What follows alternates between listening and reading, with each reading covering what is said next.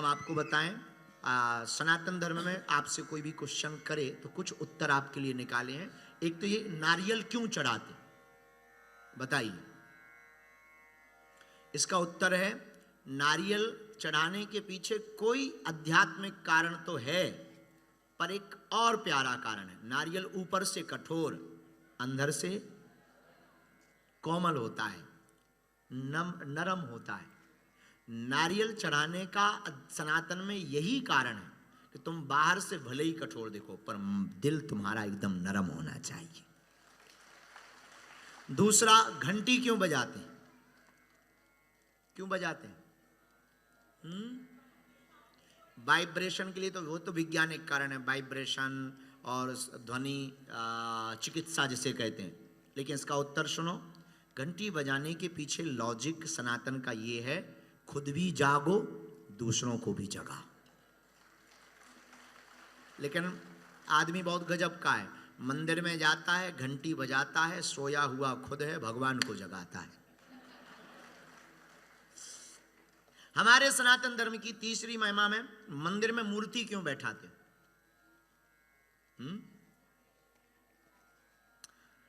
चित्र को चित्त में बसाने के लिए और चित्र को चरित्र में बसाने के लिए भगवान की मंदिर में मूर्ति बैठाई जाती है। एक प्रश्न किसी ने किया, मंदिर क्यों बनाते हैं? घर में भी मंदिर बनाते हैं और बाहर भी मंदिर क्यों बनाते हैं? ऊर्जा का केंद्र एक जगह होना चाहिए, स्थान का बहुत महत्व है। घर में आए हुए सांप को पीटा जाता है, शिवलिंग में लिपटे हुए सांप को पूजा जाता है। तो स्थान का बहुत महत्व है। ये बहुत मायने रखता है कि तुम किसके साथ बैठे हो। गुरुजी के साथ चलोगे तो पंडित जी कहलाओगे, और बाहर चलोगे तो भाई साहब कहलाओगे।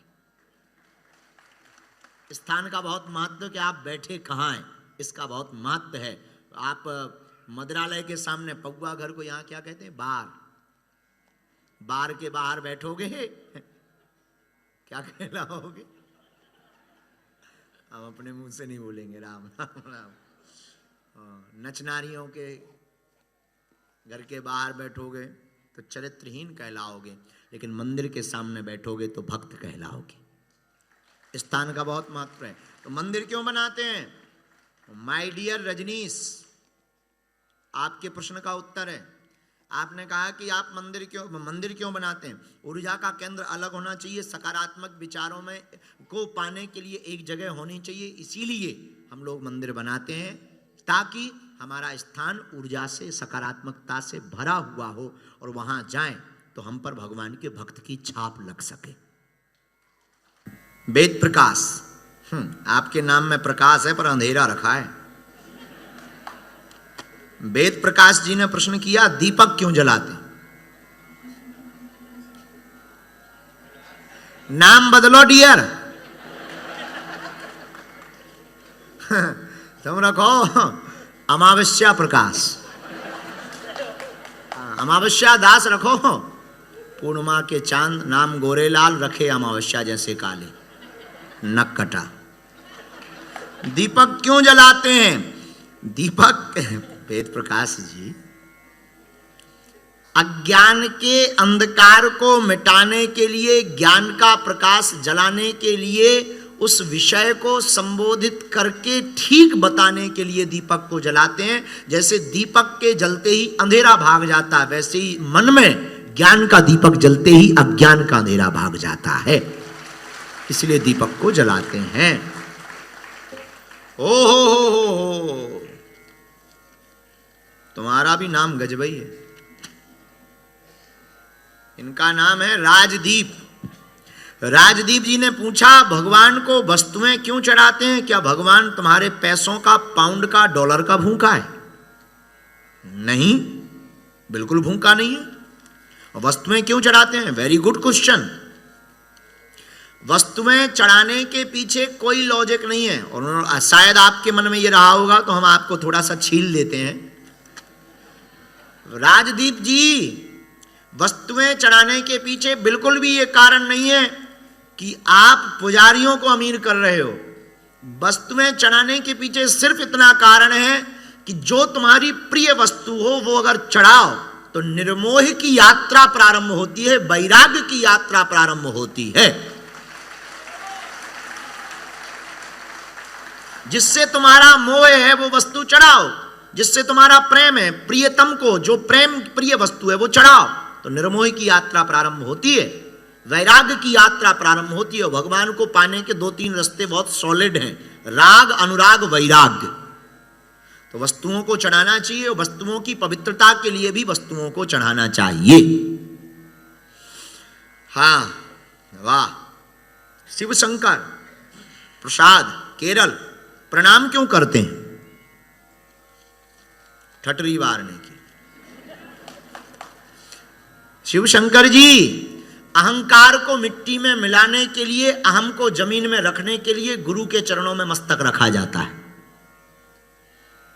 तिब्बत में एक परंपरा है, तिब्बत में एक परंपरा है, और उस परंपरा में यह है कि अपने गुरु की तरफ मुंह करके 1000 बार प्रणाम किया जाता है। गुरु देखे या ना देखे, पर गुरु की तरफ मुंह करके, गुरुदेव की तरफ मुख करके 1000 बार प्रणाम किया जाता है। प्रणाम का कोई लेना देना नहीं, प्रणाम का सिर्फ इतना लॉजिक है कि आप 1000 बार प्रणाम करेंगे तो आपका अहंकार जमीन में मिल जाएगा। और आयुर्विद्या यशोबलम चत्वारि तस्य वर्धन्ते, आयुर्विद्या यशोबलम, जो प्रणाम करता है उसकी 4 चीजें बढ़ती हैं, आयु, विद्या, यश और बल। और किसी से हमने सुना था, जो बात बात पर बड़ों के सामने झुक जाते हैं यारो, अक्सर वो बड़े बन जाते हैं। जो बात बात पर, बुरा ना मानना, शिव शंकर, अंग्रेजी का एक शब्द है सॉरी, और सॉरी बड़ा खतरनाक शब्द है। पति पत्नी में लड़ाई हो, सॉरी बोलो तो लड़ाई खत्म हो, डॉक्टर सॉरी बोले तो आदमी।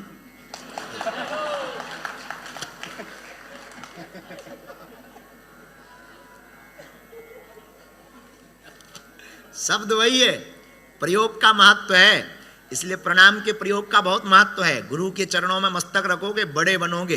एक शायर की 2 लाइनें याद आ रही, शिव शंकर जी केरल के हो, धर्मांतरण वहां बहुत है। तो शिव शंकर जी हम आपको ये कहना चाह रहे हैं, झुकते वही हैं जिसमें जान होती है, अकड़ तो एक मुर्दे की पहचान होती है।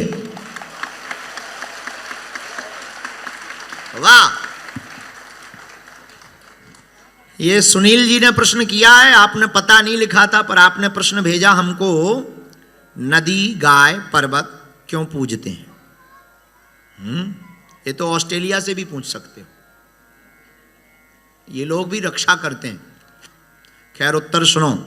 सनातन हमारा इसलिए पूरे विश्व में खूबसूरत और प्यारा है।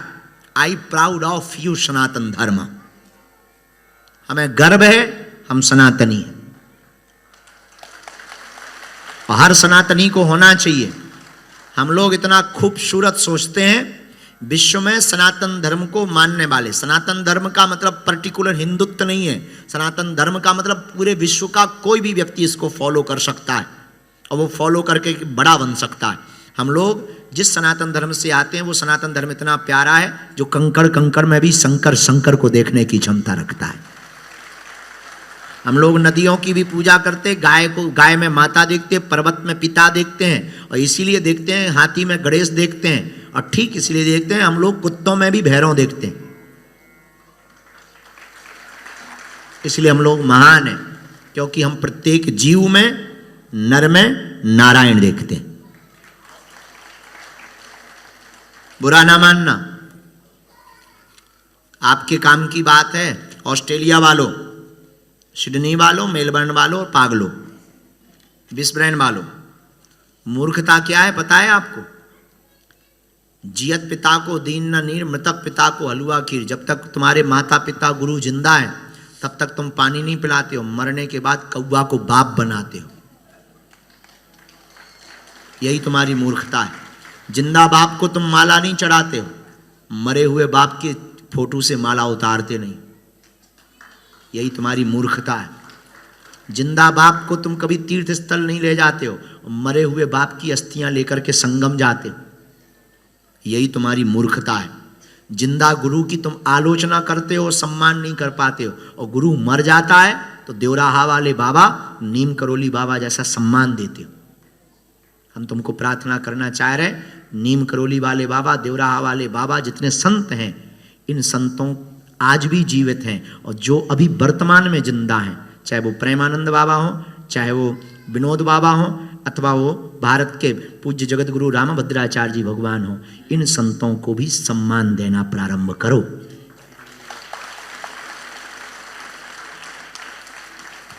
जीते जी दोगे तभी कल्याण होगा, क्योंकि तुम्हारी आदत बहुत प्यारी है। जिंदा को तुम नीचे गिराते हो, मुर्दा को तुम कंधे पर उठाते हो। हरिशंकर परसाई की चर्चा है। हाँ, एक मूर्खता और बता दें, बता दें, कड़वी लगेगी पर प्यारी है। तुम दुर्गा माता की मूर्ति रखते हो, प्रतिमा, पर प्रतिमा में प्रति मां नहीं देखते।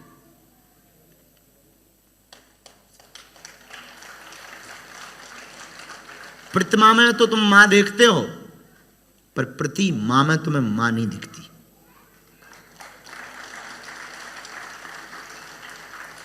ये तुम्हारी मूर्खता है। तुम्हें महात्मा में परमात्मा नहीं दिखता है, लेकिन चादर चढ़ाने में तुम्हें भगवान दिख जाता है। ये तुम्हारी मूर्खता है। इसलिए जयशंकर जी, हमने आपके प्रश्नों का उत्तर दिया है। उत्तर कड़वा जरूर है, पर कड़वी गोली को निगल जाना चाहिए, वरना मुंह का स्वाद खराब कर देती। पर काम की है। दवा कड़वी जरूर है, पर रोग मिटाती है।